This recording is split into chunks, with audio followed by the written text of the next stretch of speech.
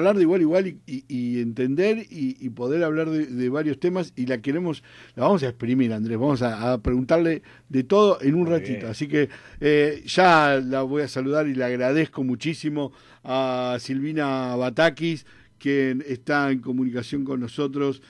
Silvina, te habla Andrés Méndez y bueno, quien te habla Walter Episcopo. Buenas tardes, ¿cómo estás? Todo bien, por suerte. Muchas gracias y gracias por tus palabras. No, por favor. Bueno, es actualmente secretaria de Provincias del Ministerio de Interior de la Nación, ¿no? Exacto. Bien, pero bueno, sos economista. Sí, soy economista, tengo algunas maestrías hechas y un doctorando ahí a medio camino. Bueno, pero sos muy joven. ¿Te podés hacer tiempo para algunas cosas con la agenda que tienen ustedes? Digamos, Es difícil. es Sí, difícil. la verdad que es difícil y bueno, hay semanas que son como más intensas que otras, por ahí hay algunos días que son más tranquilos, pero lo cierto es que este año como impactó obviamente a nivel global y a cada uno en forma singular, ¿no? Pero la verdad que nos agregó mucha tarea, no solamente porque buena parte de los empleados públicos hacen la cuarentena, todavía hoy la siguen haciendo por estar en en el rango de personas que tienen que cuidarse, sino porque además se agregaron tareas vinculadas con la pandemia. Entonces, la verdad que sí, hay días que son complejos, intensos. Bien, bien. Vamos, Andrés, vos también como hombre de la economía también vas a querer preguntarle cosas a Silvina, pero bueno, yo arranco con un efeméride, digamos. Ayer se cumplieron 15 años de que se pagaba el total de la deuda, ¿no? Al FMI, que Néstor Kirchner daba ese mensaje y lo afirmaba. Digo, ¿qué sentís hoy? ¿Cómo lo ves hoy a 15 años, Silvina, de ese hecho que fue tan celebrado, ¿no? Después, bueno, nada, después nos agarró la pandemia macrista de 4 años y otra vez le debemos, pero digo, recordemos lo bueno de hace 15 años atrás. Y la verdad que es una decisión bueno, que fue histórica, por supuesto, porque tiene que ver también con esto de la independencia económica que necesitamos tener en Argentina, ¿no? Y con la soberanía política. Vos no podés tener independencia económica cuando tenés un nivel de deuda que te demanda y te exige destinar recursos que vienen de todos los ciudadanos de Argentina a través de los impuestos para enviarlos al exterior, ya sea al pago del Fondo Monetario o al pago de los bonistas privados, ¿no? De los títulos públicos que emite el país.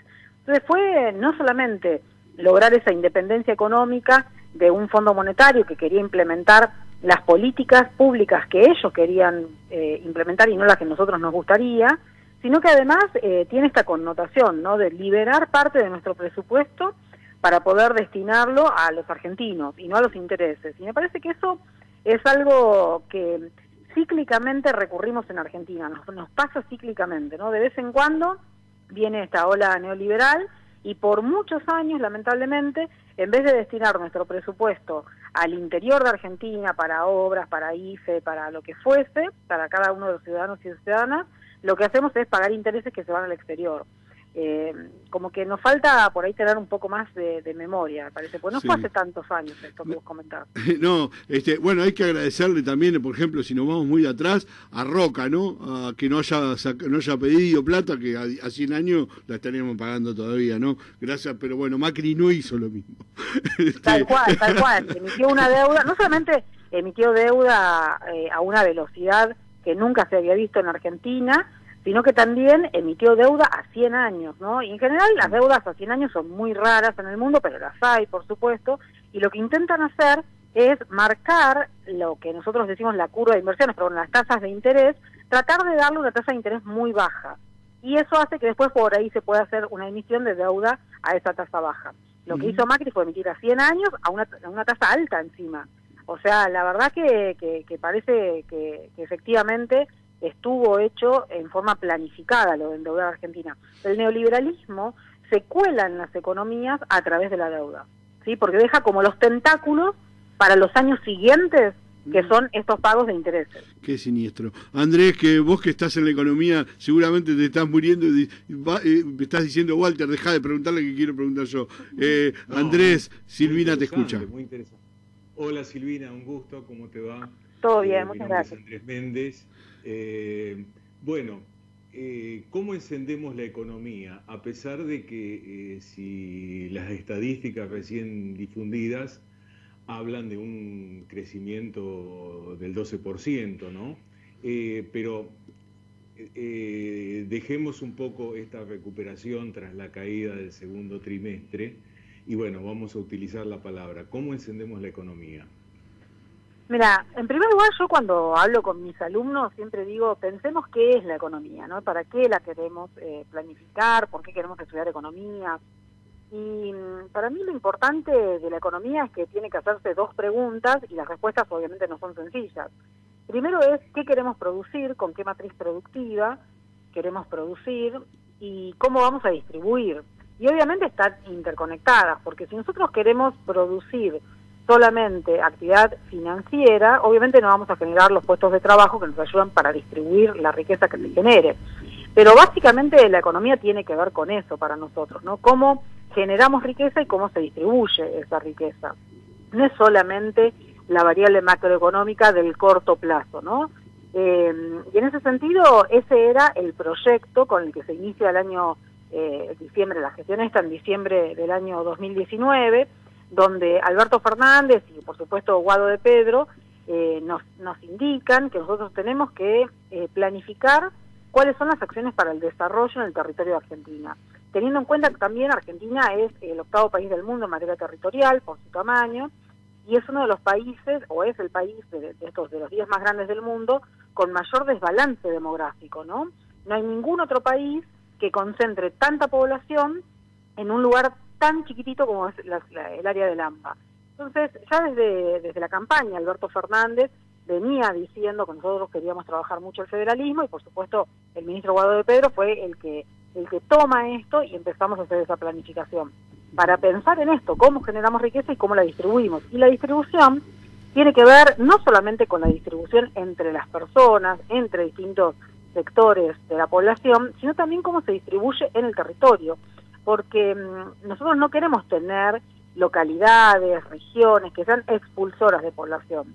Lo que queremos es que cada ciudadano o ciudadana decida vivir en el lugar que quiera vivir porque es una elección de vida y no porque es una imposición que tuvo que irse porque no consigue trabajo. Y no porque Dios atiende en capital nada más, ¿no? Exactamente, que es lo que además se profundiza también en los periodos neoliberales, que es lo que pasó con el macrismo, ¿no? Tal cual. Yo me imagino, yo veo gente, tanto como vos, como con otros funcionarios que hemos visto, y son tipos, hombres y mujeres tan preparados. Digo, asumieron un año atrás con mucha ilusión, como todos teníamos, y a los 3 meses con una batería de cosas para hacer, y a los 3 meses te agarra una pandemia. Digamos, hace una semana cumplieron 12 meses de gobierno y 8 fueron de pandemia. Entonces digo, yo lo veo al presidente y admiro que diga, y bueno, es lo que nos tocó y tenemos que ir para adelante. Está perfecto. Yo entendí una calentura.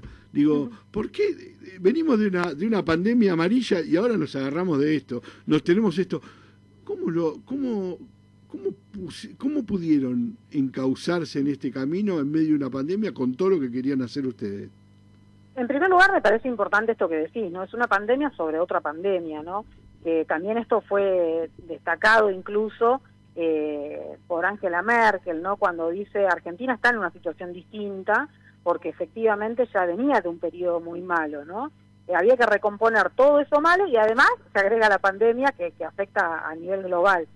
La verdad que, por supuesto, uno lo que tuvo que hacer es agregar tareas y, si se quiere, poner en suspenso temporalmente algunas acciones que nosotros teníamos planificadas porque obviamente nos demandó toda la energía vincularla con lo que era el COVID, ¿no? Las tareas vinculadas con el COVID, pero de ninguna manera dejarlas de lado. Por eso nosotros ya, incluso en pandemia, promovimos mucho los diálogos con los gobernadores. Guado es una persona que también nos pidió eso, ¿no? Que tengamos un diálogo abierto, honesto, con todas las jurisdicciones sin discriminación política, y lo venimos haciendo, y él de hecho lo vino haciendo, ¿no?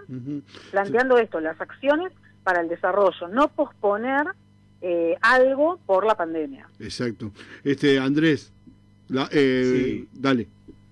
Vamos a exprimirla a Silvina. Sí. Silvina, ¿es una causa perdida o podemos ilusionarnos que los argentinos, obviamente voluntariamente, traigan parte del dinero que tienen afuera y apalanquen proyectos de inversión en el país? Mira, la verdad que es difícil eso, por supuesto, porque el argentino que tiene la idea de fugar los ahorros o las ganancias que logra en el país, es muy difícil que uno lo pueda convencer de que vuelva, ¿no? Pero la verdad es que hay muchos empresarios en Argentina que apuestan al país, que están haciendo un esfuerzo enorme, que ya lo venían haciendo en la gestión anterior para no cerrar, si bien en la gestión anterior fue tremendo la partida de defunción que tuvieron tantas pymes en Argentina, pero la verdad es que hay muchos empresarios que creen en el país, que no ahorran en el exterior y que reinvierten en Argentina, y me parece que es con ellos con los que necesitamos trabajar. Después, lo que se logre extra, bueno, bienvenido, pero tenemos casos de empresarios que creen que el Estado está simplemente para reducir impuestos y se sienten expulsados y se van a vivir a otros países que tienen una matriz productiva y una población que es mucho más chica, mucho menos densa de lo que es nuestra matriz productiva. Así que en ese sentido yo creo que no hay que bajar los brazos, pero tampoco hay que ilusionarse, ¿no? Porque hay mucho individualismo y mucho egoísmo en esa tarea de llevarse el dinero fuera del país. Y la verdad que ese individualismo, ese egoísmo, viene desde hace muchísimos años, desde que en un contexto particular Adam Smith escribe La riqueza de las naciones. Digo, nosotros venimos de esa cultura hace 200 años y se ve exacerbada, ¿no? Tenemos este capitalismo muy fuerte, muy individualista, pero que por suerte no todos los argentinos somos así. Nosotros necesitamos crear también esta conciencia de colectivo, ¿no? Esta empatía colectiva y no solamente eso que tenemos mucho los argentinos, por suerte, que es la solidaridad con el otro cuando le pasa algo grave. Necesitamos pensar en esa empatía colectiva y en una identidad colectiva que nos haga luchar para esa planificación que todos queremos tener. Pero sí coincido en que es muy difícil que quien se llevó los recursos al exterior cambie su idiosincrasia. La última, sí, y agradeciéndote, Silvina, quiero que me dejes una liñita del primer año de Axel Kicillof y una liñita de Alberto Fernández. ¿Conocés la provincia de Buenos Aires? Estuviste, obviamente, en el gobierno anterior, hasta el 2015. Tenés una mirada desde todos los ángulos. Porque te fuiste mirándolo y volviste y dijiste, ay, en 4 años lo que hicieron. Digo, ¿qué te parece, cómo la va llevando? Porque la provincia de Buenos Aires es un país dentro del país, Axel Kicillof, y cómo lo va llevando Alberto Fernández, como a modo de balance de este primer año. A ver, está por supuesto contaminado por la pandemia, ¿no? Y es muy difícil hacer una evaluación de las cosas que hubieran pasado, ¿no? La verdad que eso es muy difícil de valorar y la gente le cuesta también, me parece, valorar eso, ¿no? Pero en primer lugar, a nivel nacional, digo, haber hecho esta renegociación de la deuda que fue histórica, que por ahí en Argentina estuvo presente 1 o 2 semanas nada más, pero si no hubiese sido por la pandemia yo creo que todavía estaríamos hablando de ello. Creo que fue un trabajo muy fuerte, no solamente del ministro de Economía, sino también de Alberto Fernández, que supo conducir también ese diálogo y tener el temple para esperar el momento oportuno para hacer la última oferta, ¿no? Porque también de eso se trata la negociación. Así que me parece que ese es un punto importante. Y después, el manejo de la pandemia en particular, que de no haber sido el manejo, la planificación que se hizo desde el Ministerio de Salud y el acompañamiento y el logro que se tuvo en el diálogo con todos los gobernadores, hubiera cobrado mucho más vidas y no hubiese tenido la actividad económica. Hoy ustedes empezaban diciendo, bueno, que tuvimos una recuperación en este trimestre respecto del trimestre pasado, y esto tiene que ver también, una caída, si se quiere, respecto del año pasado, ¿no? Pero esto tiene que ver, la morigeración de la caída o el incremento respecto de los últimos meses, tiene que ver básicamente con la decisión de que haya movimiento económico en Argentina, el ATP, el IFE, todos recursos que fueron al bolsillo de la población para que haya consumo y la rueda siga estando en movimiento. No estaría al movimiento que nosotros querríamos, por supuesto, pero siguió estando en movimiento. Ahora hay que darle más velocidad. Y en particular, si querés, yo creo que la tarea también de pensar un federalismo en donde estos recursos no estén siempre destinados a la ciudad de Buenos Aires y redistribuir lo que en la época de Macri se le asignó exageradamente, erróneamente a la Totalmente. ciudad de Buenos Aires, creo que tiene que ver con este federalismo que quiere construir el presidente. Así que eso yo marcaría esas tres líneas a nivel nacional. Y la provincia de Buenos Aires es una provincia muy compleja. Las provincias en general tienen que brindar los servicios públicos más grandes que tiene el país, que son la educación, la salud, la seguridad, la justicia, y son difíciles, todas las provincias son difíciles. Lo que tiene la provincia de Buenos Aires es la magnitud en sus finanzas públicas y en el territorio. La verdad que en ese sentido Axel ya en la campaña había recorrido toda la provincia, y si uno no tiene el conocimiento del territorio, después es difícil aplicar las políticas públicas.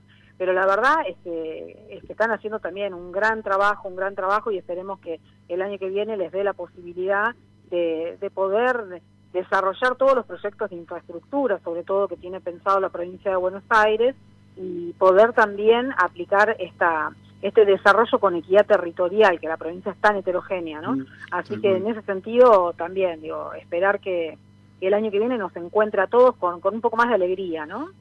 Ojalá, ya sin tener pandemia o esté solucionado un poquito eso, ya vamos a estar diferentes. Totalmente. Bueno, Silvina, yo te quiero agradecer a vos por tu sencillez, por tu humildad. Le digo a la gente que no es, parece fácil, pero no es fácil. Los funcionarios están de un lado al otro. Hemos hablado con Carlos Castañeto, hemos hablado con un montón de funcionarios, y no todos tienen la amabilidad, como en este caso Silvina. Le agradezco también a Luciano, la gestión, la verdad, gente de primera, y la verdad que da gusto decir, bueno, ya cuando dice el trato así, te da, la verdad que es un placer tener gobernantes así. Gracias, Silvina, en serio. Bueno, muchas gracias a ustedes, y bueno, espero que terminemos todos muy bien el año y que tengamos un buen 2021. Muchas gracias, igualmente para vos. Abrazo grande.